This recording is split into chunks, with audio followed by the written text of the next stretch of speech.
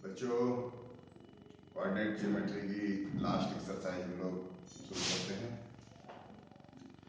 अभी तक इसकी 2 एक्सरसाइज कंप्लीट आप लोगों को पढ़ा दी गई थी। आज से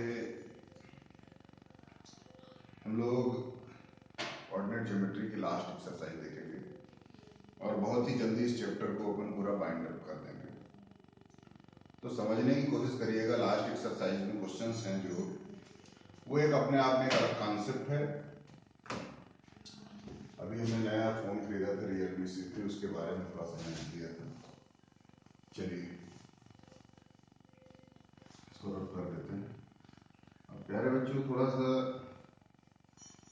ध्यान देने की जरूरत यह है कि कोऑर्डिनेट ज्योमेट्री की जो लास्ट एक्सरसाइज है उसमें से कुछ प्रश्न जरूर पूछे जाते हैं एग्जाम में। और ये जो कंसेप्ट है ये एक फार्मूले पर बेस्ड है। तो पहले वो फार्मूला सीख लेते हैं और साथ ही साथ क्वेश्चन भी पहले लिख लेते हैं, उसके बाद हम फार्मूला सीखने की कोशिश करेंगे। मार्कर काम नहीं कर रहा है ये वाला।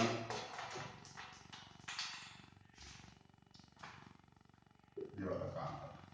तो बच्चों क्वेश्चन है find the area of the triangle whose vertices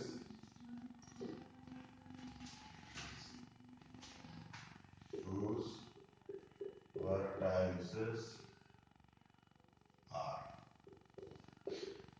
पहला है 2,3,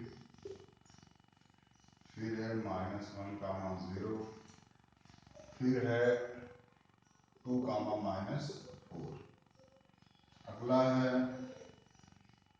-5, -1, 3, -5 और 5, 2, 2, 3, -1, 0, 2, -4, -5, -1, 3, -5, 5, 2। प्यारे बच्चों, क्वेश्चन यहाँ पर लिख दिया गया है। अब आपको समझाने का काम बाकी है। समझने की कोशिश ये करना है कि क्वेश्चन में पूछ रहा है कि area of triangle of find करें। एरिया ऑफ ट्रायंगल मतलब पहले तो ये समझ लो कि ट्रायंगल होता क्या है। 3 वर्टाइसेस होते हैं, उसमें तीनों वर्टाइसेस को लाइन के माध्यम से जब अपन ज्वाइन कर देते हैं तो क्या बनता है प्यारे बच्चों, एक ट्रायंगल बन जाता है। अब हमको समझने की जरूरत ये है कि अगर एक ट्रायंगल बन रहा है तो उसका क्या होगा, एक पर्टिकुलर उसका एरिया होगा। मतलब पर्टिकुलर बाउंड्रीज, पर्टिकुलर एरिया को ये जो लाइन है ये बाउंड्री हो जाएगी उसकी, और एक अपने को क्या मिलेगा, एरिया। मतलब अगर 3 वर्टाइसेस को हम जोड़ते हैं, ऐड करते हैं, तो हमको क्या मिलता है, किसी भी 3 वर्टाइसेस से घिरा हुआ एक पोर्शन मिल जाता है, जिसको हम क्या कहते हैं, एरिया ऑफ ट्रायंगल।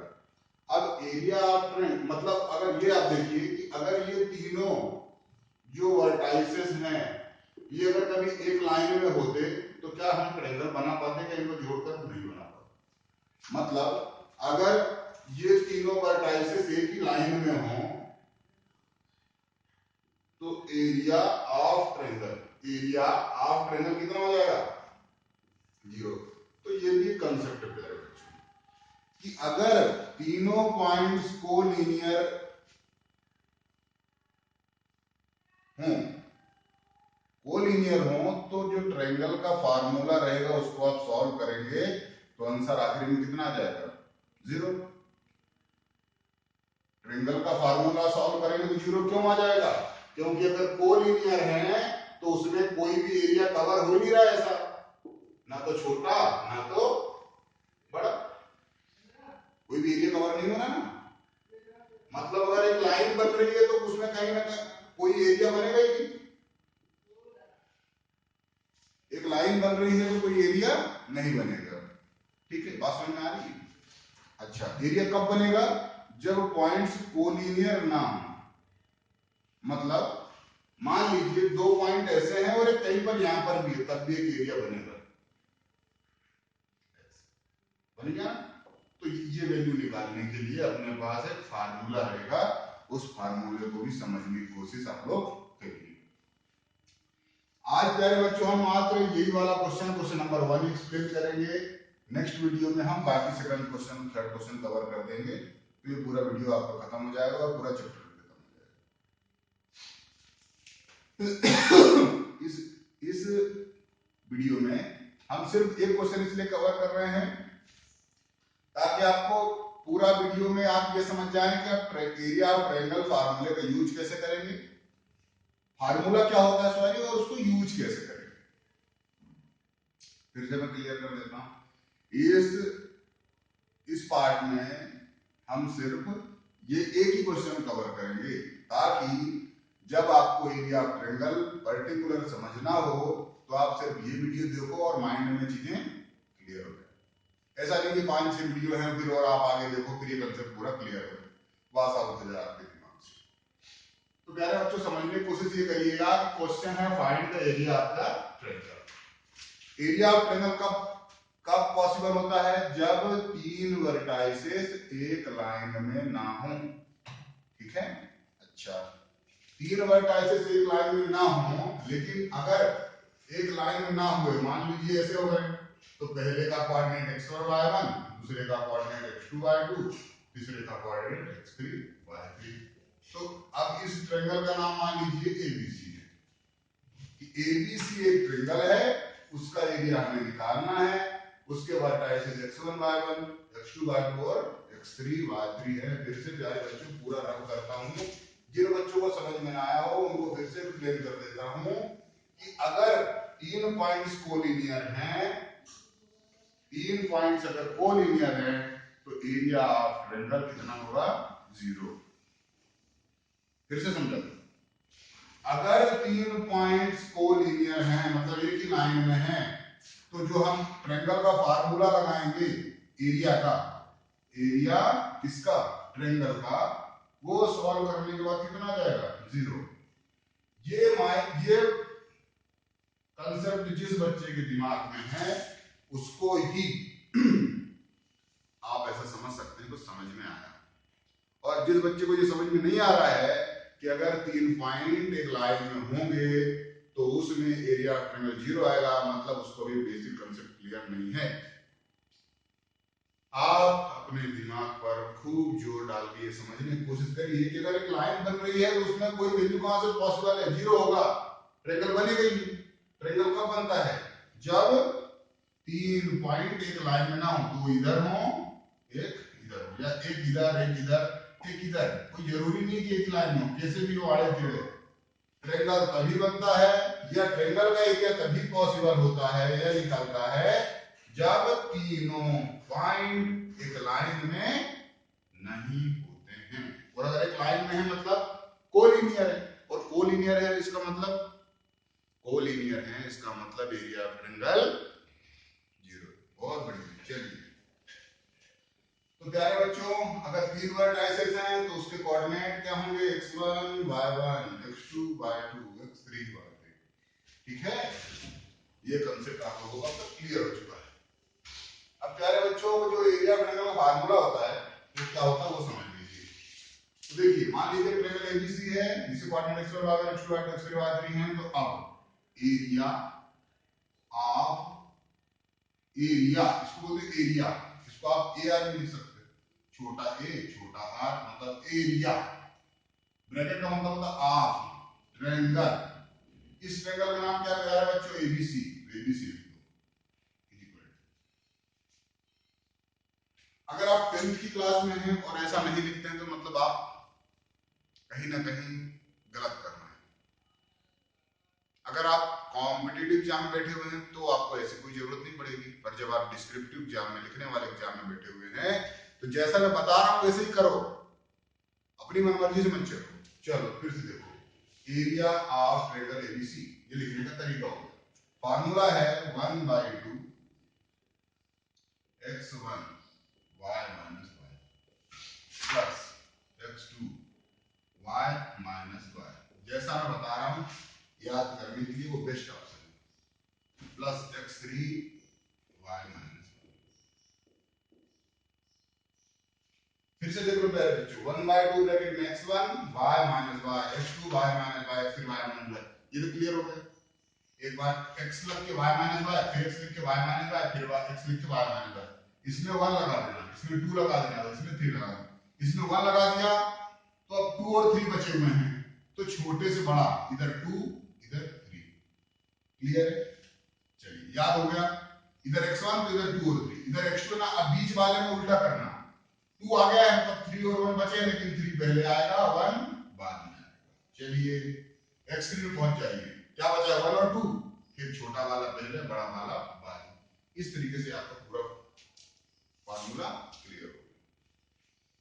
मान लीजिए कोई प्यारा बच्चा है, बुरा बच्चा है, उसको समझ में नहीं है, फिर से देख लो, 1/2 x1 y minus y, x2 y minus y, x3 y minus y, यहाँ 1 आ गया तो यहाँ 2 और 3 आएगा, यहाँ 2 आ गया तो यहाँ 3 और 1, छोटे से, यहाँ छोटे से बड़ा अंदर है लेकिन यहाँ बड़े से छोटा है, फिर आखिर में क्या है छोटे से बड़ा। ये फार्मूला कंप्लीट हो गया ना, समझ में आ गया ना कि नहीं आया? चलो ठीक है, तो बहुत बढ़िया बात है।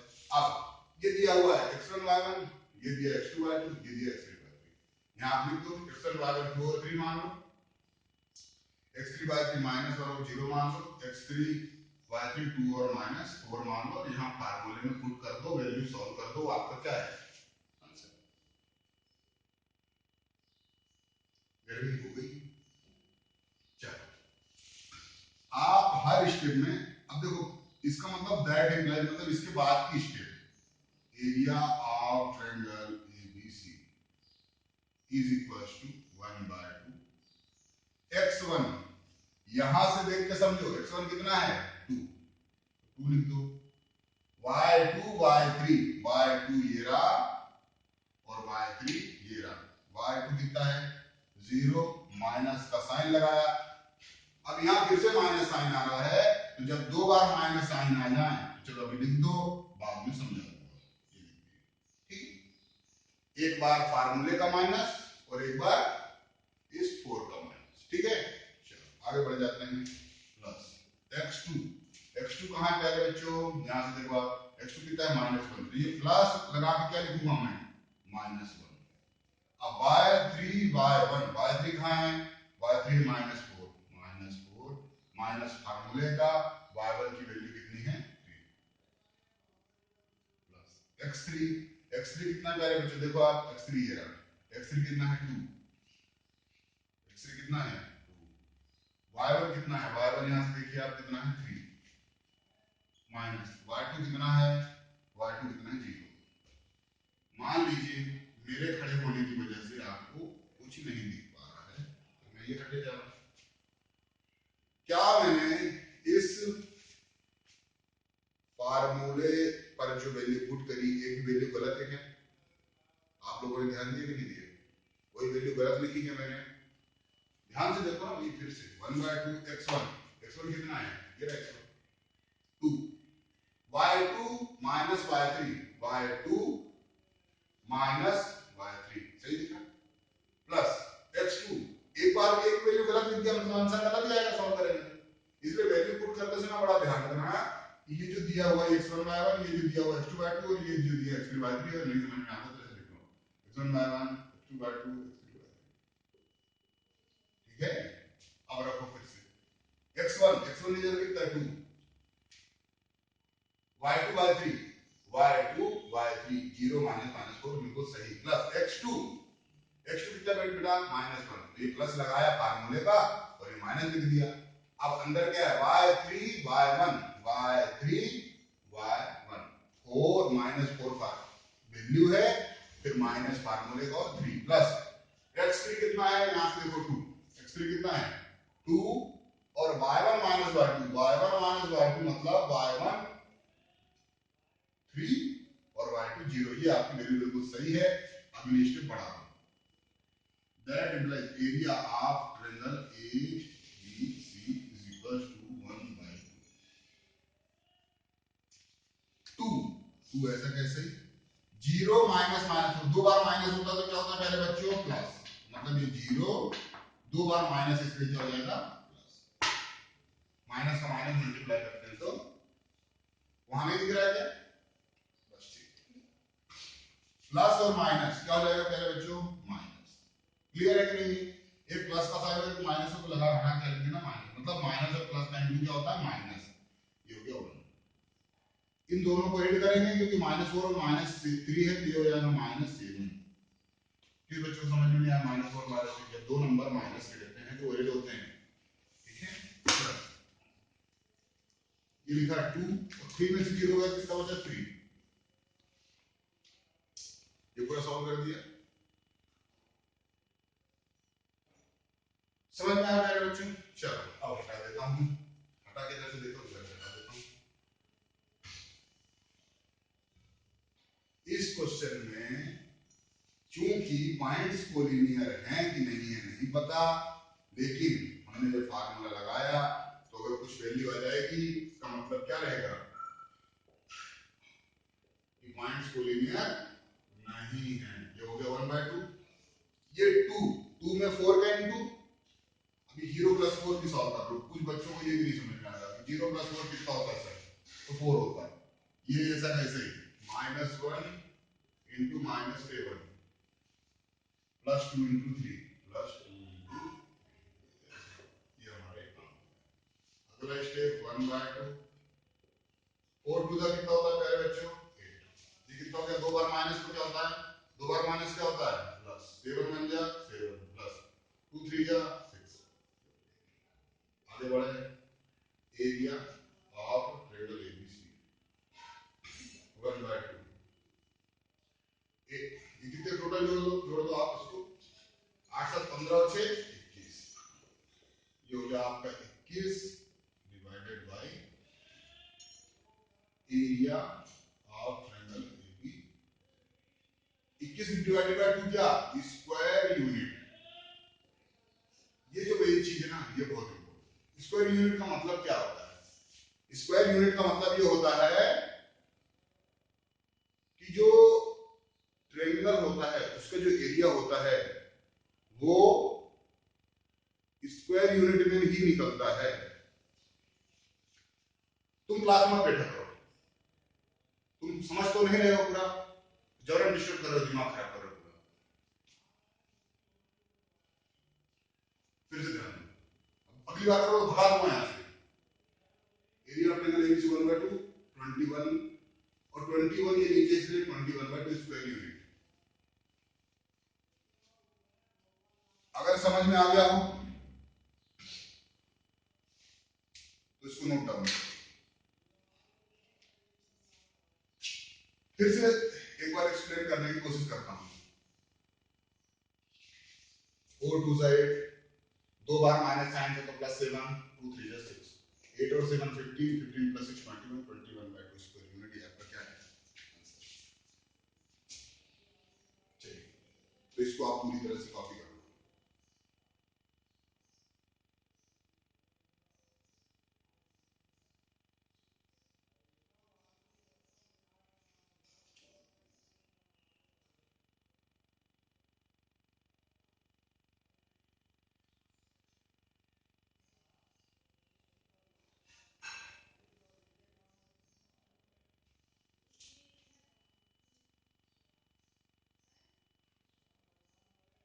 मेरे बच्चों फटाफट रब कर देते हैं और क्वेश्चन हम डिस्कस कर देख लेते हैं।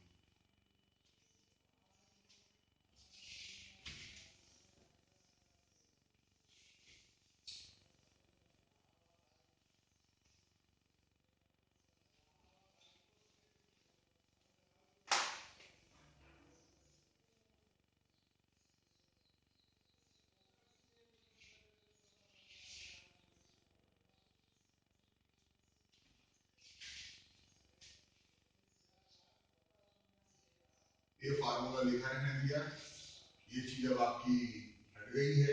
ये वाला क्वेश्चन समझा दिया मैंने।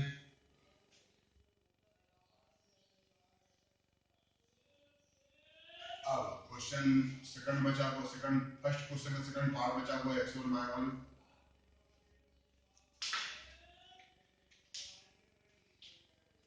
x1/1 x2/2 x3/3।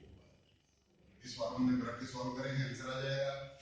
ये वाला क्वेश्चन अगर समझ में नहीं आया है तो इसमें ऐसा कुछ भी नहीं है जो हमको समझना हो, सिर्फ वैल्यू पुट अप करके मल्टीप्लाई करके खत्म करना है। चलिए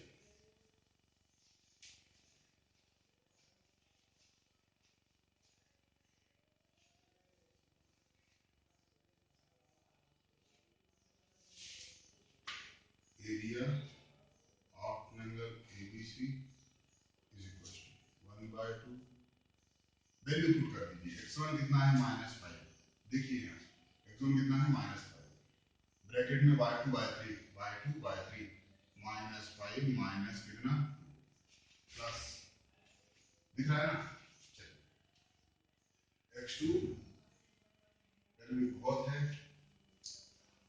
x2 कितना है प्यारे बच्चों 3, y3 minus y1 y3 minus y1 y3 minus y1 y3 है 2 माइनस y1 है माइनस -1, दो बार माइनस आ जाए, चलिए ठीक है, प्लस x3 प्यारे बच्चों कितना है 5, x3 कितना है 5, नहीं दिख रहा, देख लीजिए। वैल्यू कुछ नहीं करना, यहाँ से वैल्यू ये इसके हिसाब से लिख देना, इसके हिसाब से लिख देना, इसके हिसाब से।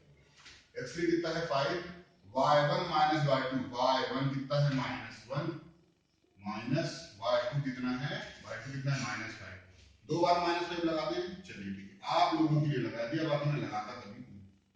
चलिए एक बार मैंने पूरी वैल्यू ऐसी कैसी लिख दी है, अब इसको समझाने की कोशिश करता हूँ। ये हुआ 1/2, ये -5 ऐसा कैसे ही होगा, कितना -7, किस बच्चों को समझ में नहीं आया बताओ। दो बार माइनस के नंबर कई कैसे रहते हैं, तो एडिशन हो जाता है, -2 और -5 ऐड होकर कितने हो जाएंगे -7। चलिए +3 2 के बाद दो बार माइनस क्या हो गया प्लस, दो बार माइनस एक साथ लगे हो तो उनको हटा के प्लस कर देना, ये याद कर लो, नहीं याद है तो कांसेप्ट याद कर लो। मान दो बार माइनस है यहाँ पर बीच में, तो एक साइन होना चाहिए, तो वो क्या हो जाएगा +5।